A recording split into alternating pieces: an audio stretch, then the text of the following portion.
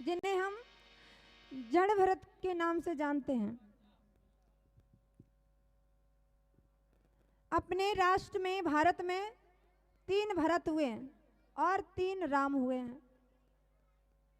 3 भरत कौन कौन से हैं? पहले तो हैं, अभी मैंने जो बताया, भागवत जी के हैं जड़ भरत, और दूसरे हैं कैकेयी नंदन दशरथ जी के पुत्र, उनका नाम क्या है? भरत। और तीसरे कौन है? तीसरे वो हैं शकुंतला नंदन दुष्यंत के पुत्र, जिनके नाम पर, इन तीनों भरत के नाम पर अपने देश का नाम क्या पड़ा? भारत। 3 राम हुए हैं। 3 राम कौन कौन से हैं? एक तो सभी जानते हैं, राजा राम, दशरथ नंदन, मैया कौशल्या के लल्ला। और दूसरे हुए हमारे कन्हैया के भैया बलराम, उनका नाम भी राम है, लेकिन बल की अधिकता होने के कारण गर्ग जी ने उनका नाम बलिराम रखा। और तीसरे हैं परशुराम। तो 3 राम हैं और 3 भरत हैं। बोल राजा रामचंद्र भगवान की जय हो। ऋषभदेव जी घर छोड़ के वन में चले गए और भरत जी को राज सिंहासन पर बैठाकर राज तिलक कर दिया। एक बार भरत जी ने सोचा कि हमारे पिताश्री तो चले गए, मैं तो राजपाट भोग रहा हूँ, मुझे भी भगवान को प्राप्त करना है, भक्ति करना है। तो भरत जी घर छोड़ करके वन को चले गए और कहते हैं वहाँ उन्होंने भगवान का बहुत भजन किया, लेकिन अंतिम समय में उन्होंने एक मृग यानी हिरण से मोह लगाया।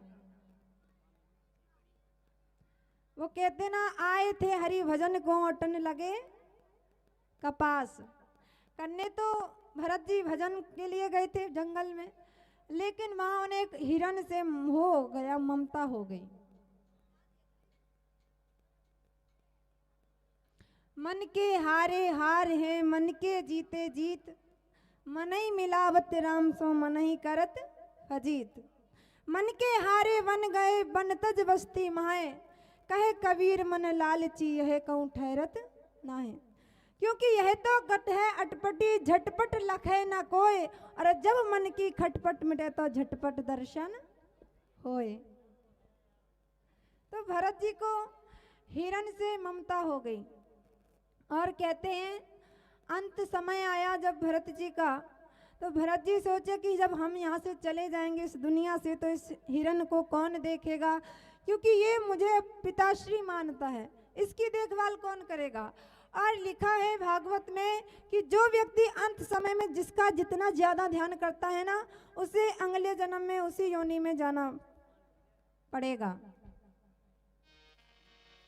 भरत जी ने हिरण का ध्यान करके मरे ना, इसलिए परमात्मा ने उन्हें अगले जन्म में हिरण ही बना दिया। लेकिन तप का ऐसा प्रभाव कि उनकी स्मृति नहीं गई, याददाश्त। उन्हें याद है कि मैं अगले जन्म में महाराज ऋषभ का पुत्र था, राजा था मैं भरत। और एक दिन जंगल में आग लग गई तो अपने प्राणों का त्याग कर दिया। और भगवान की ऐसी कृपा हुई कि भरत जी अगले जन्म में फिर मनुष्य के रूप में आए। इस बार उन्होंने सोचा कि इस बार हमें कोई ममता नहीं करनी किसी से, बस भगवान का भजन करना है। चाह गई चिंता न गई मनवा वे परवाह, और जिसको कछु न चाहिए सोई साहन शाह। और यदि भगवान का भजन करना हो, व्यक्ति को यदि कोई चीज ना मिले तो उसे वो करोड़ों की लगती है, और मिल जाए तो फिर 2 पैसे की भी नहीं लगती।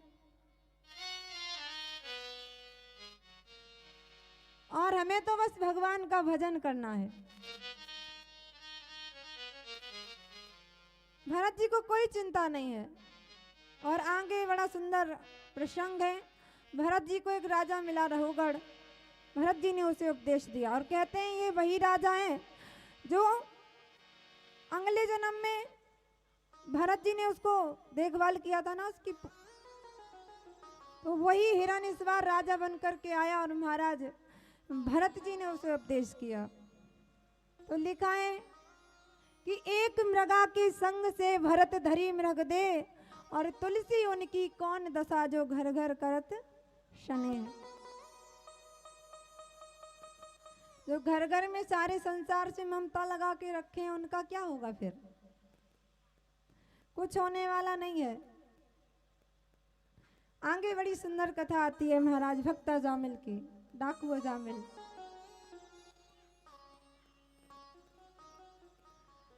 अजामिल एक ब्राह्मण था और धर्म पत्नी और एक पुत्र था। तो महाराज आदरणीय श्री सुखदेव स्वामी राजा परीक्षित को कथा श्रवण करा रहे हैं बड़ी प्रेम से।